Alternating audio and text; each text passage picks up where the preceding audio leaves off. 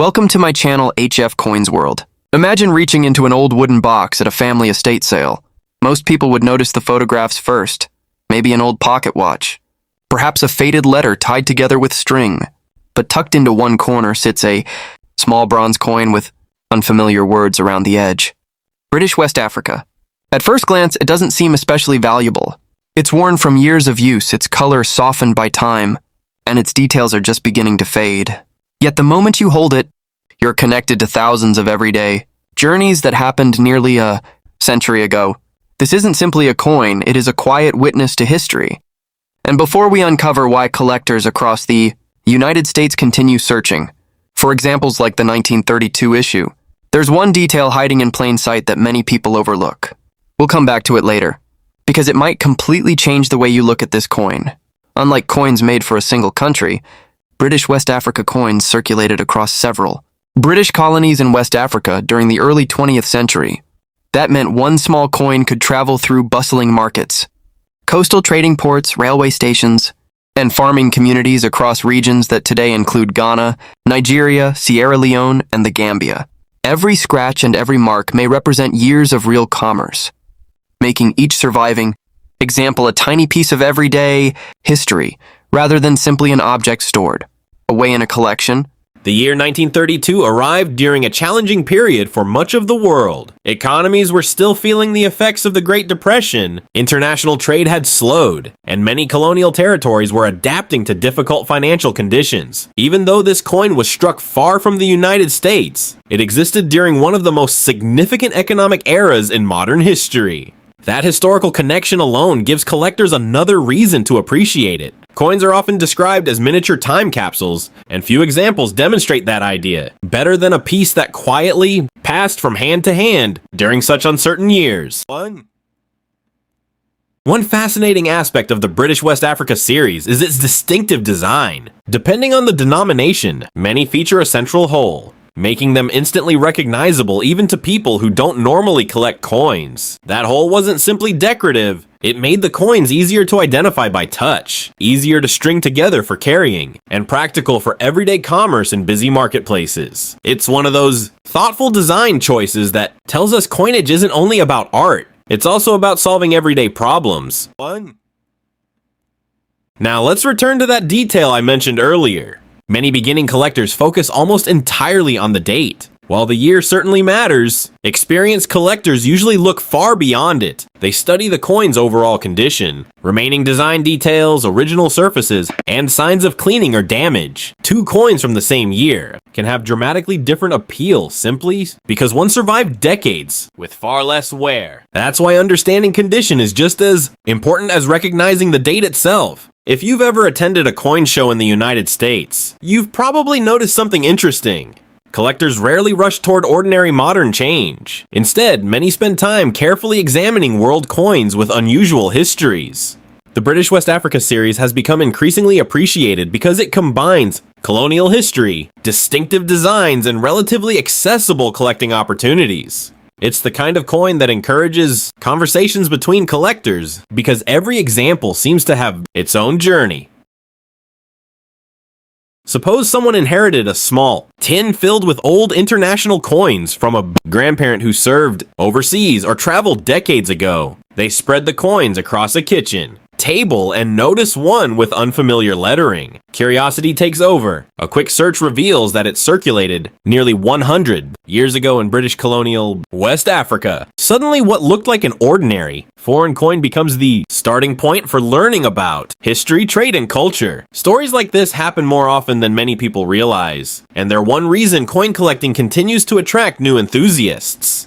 The 1932 issue also reminds us that rarity isn't always as simple as low mintage numbers. Demand plays an enormous role. A coin may exist in reasonable quantities, but if collectors actively seek attractive examples while relatively few remain in high condition, competition naturally increases. That's why experienced collectors avoid assuming every old coin is extremely valuable while also recognizing that exceptional examples can command stronger interest in the marketplace. One surprising fact about British West Africa coinage is how international its collecting community has become. Collectors in North America, Europe, and Africa often pursue these coins for different reasons. Some enjoy British colonial history. Others focus on African monetary systems. Still others simply appreciate unusual designs with central holes. When several groups become interested in the same series, demand often remains steady because interest comes from multiple collecting communities rather than a single audience. Another detail worth noticing is the portrait of the British monarch. Coins from different years may feature different rulers depending on when they were issued. Identifying the monarch helps place each coin within its historical timeline. It's a reminder that coins often reflect political history just as much as economic history. Now here's something many beginners overlook. Cleaning an old coin almost always reduces its appeal to experienced collectors. It might seem logical to polish away decades of dirt, but collectors generally prefer original surfaces. Natural aging often tells part of the coin's story. Once those original surfaces disappear, they can't truly be restored. If you ever discover an old British West Africa coin, the safest approach is usually gentle handling and proper storage rather than attempting to make it shine. When discussing value, it's important to stay realistic. There is no guaranteed price for a 1932 British West Africa coin. Actual market value depends on several factors, including denomination, condition, collector demand, authenticity, and recent sales of comparable examples. Common circulated pieces may sell for modest amounts while scarce. Well-preserved examples can attract significantly stronger interest. The best way to understand current value is by comparing recent auction results and reputable dealer listings rather than relying on rumors or sensational online claims.